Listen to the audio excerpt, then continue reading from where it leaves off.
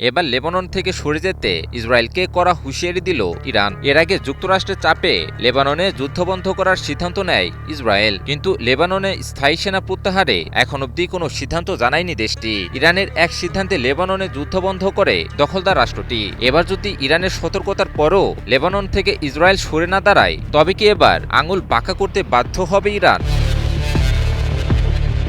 ইরানের ইসলামিক বিপ্লবী গার্ড বাহিনীর কুদস ফোর্সের প্রধান ব্রিগেডিয়ার জেনারেল ইসমাইল কানি ইসরায়েলকে দ্রুত দক্ষিণ লেবানন ছেড়ে যেতে সতর্ক করেছেন।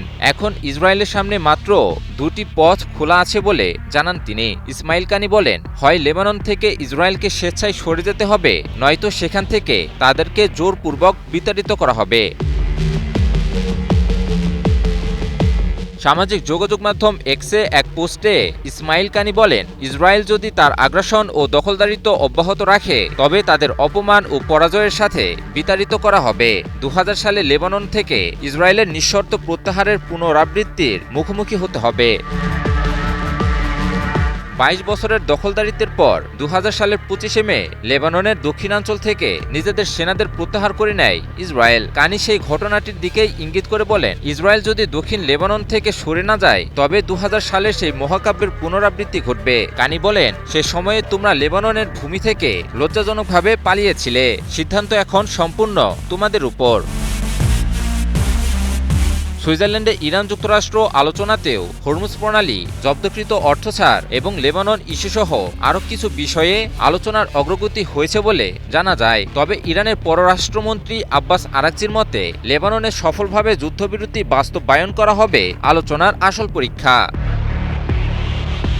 এর আগে ইরান ও যুক্তরাষ্ট্রের রাষ্ট্রপ্রধান ইলেকট্রনিক্যালি একটি ১৪ দফা সমঝোতা স্মারকে সই করার পরও লেবাননে যুদ্ধ বন্ধ না হওয়ায় হরমুজ প্রণালী পুনরায় বন্ধের ঘোষণা দেয় ইরান। একই সাথে লেবাননে অবিলম্বে ইসরায়েলি আগ্রাসন বন্ধ না হলে আরও জোরালো পদক্ষেপেরও ঘোষণা দেয় দেশটি। এরপর যুক্তরাষ্ট্রের চাপের মুখে লেবাননে যুদ্ধ বন্ধ করার ঘোষণা দেয় ইসরায়েল, কিন্তু সেনা প্রত্যাহারের ব্যাপারে কোনো সিদ্ধান্ত নেওয়া হয়নি বলে জানায় ইসরায়েল।